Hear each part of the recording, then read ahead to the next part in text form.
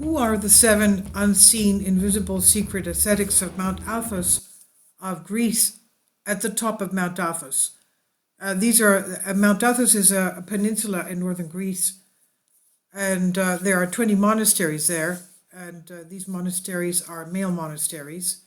But I'd like to talk about one of the recent saints or Christian Orthodoxy, Saint Paisius. When he was young, he was a communications officer in the Second World War. This is him here.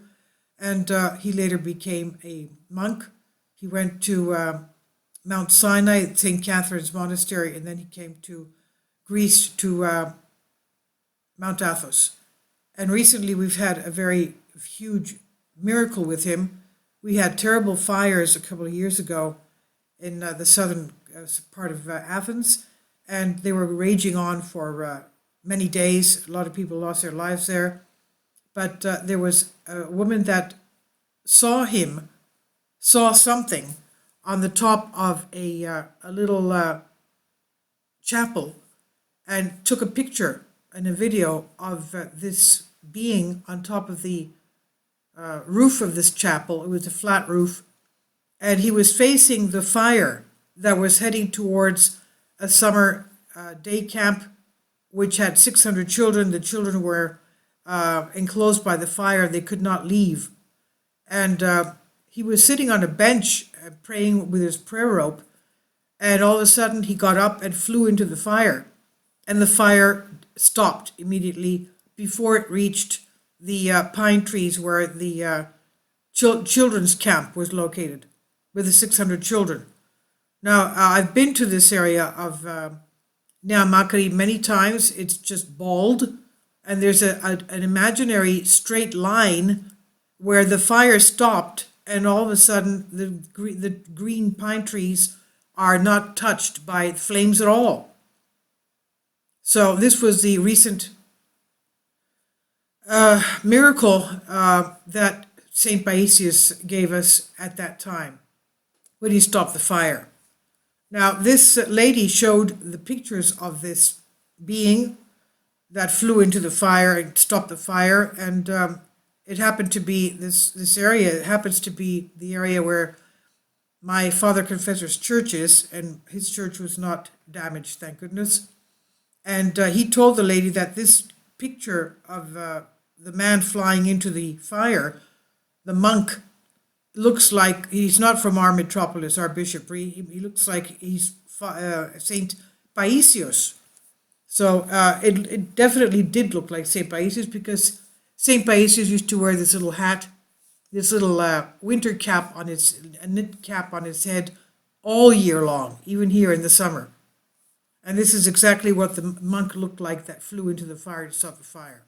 But let's go now concerning the secret, unseen ascetics of Mount Athos that live there. The invisible ascetics, a lot has been written about them, while the names that have been given to them are different. Some call them invisible hermits, others the unseen ascetics, secret elders, and still others the invisible hermits. The invisible ascetics is a group of ascetics, even for some, according to others 12, and according to others 10, who pierce in the most desolate areas of the Athonite desert and are invisible to the eyes of people, to men. Only men are allowed there, as we said. They appear only to whomever they want, mostly to a simple and apathetic monk or to a pious pilgrim who has a pure and Christian life. At this point, it's worth quoting a footnote by a modern monk writer from the book of the monk Joseph Dionysiatos, The Old Man Arsenius the Caveman, printed in 2002, about these mysterious ascetics. This is what he says. According to the long history of Mount Athos, there is the following tradition. A group of ascetics, number 7, according to others 12, live with extreme practice, with the unique task of unceasing prayer for the benefit of the whole world. They have received a special grace from the Lord to live homeless and naked and be invisible to the eyes of men. The fame or tradition, if you prefer, of these ascetics has been preserved for at least 200 years, at least, and has been passed down from generation to generation in Mount Athos monasticism, especially asceticism, but also in the whole of Orthodoxy. Many Mount Athos elders, Scythians, converts, Kelians, hermits, meaning even those that live in big monasteries and also little ones, believe in the existence of these invisible ascetics today. In other words, they believe that there are still such hermits in the Athonot places who live primitively, simply, and are nourished by God in a miraculous way. In fact, such as a simple elder has been told that he knows some such secret departures who live in a higher and wilder area than him, and that the divine providence of God saves them the necessities of life in a wonderful and special way. In fact, the elders say that at night they wake up in prayer standing up, and in order not to fall asleep and fall down after the midnight hours they are supported by ropes tied by their armpits hanging from the beams.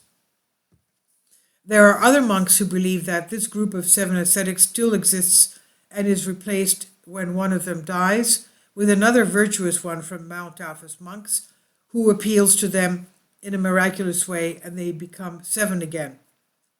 In fact, there is a tradition that claims that these 7 hermits will perform the last liturgy at the top of Mount Athos in the abyss of the transfiguration of the Savior Christ, and then will come the end of the world, that is, the second coming. These 7 or 12 will not taste death, but will be transformed. That is, they will change form and their bodies will become incorruptible and immortal, like all living people then. Of course, there are some who consider this tradition of the invisible hermits as a legend. And this is from a Greek article I've translated for you. Please leave your comments, and thank you for your support.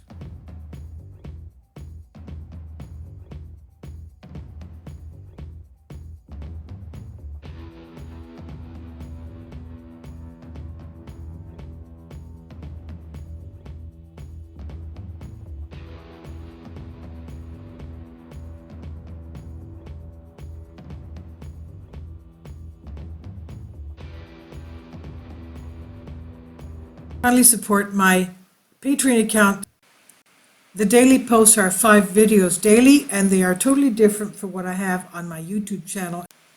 Thank you so much for your support, and that you find all my content so interesting. You'll find the Patreon account details in the description box below.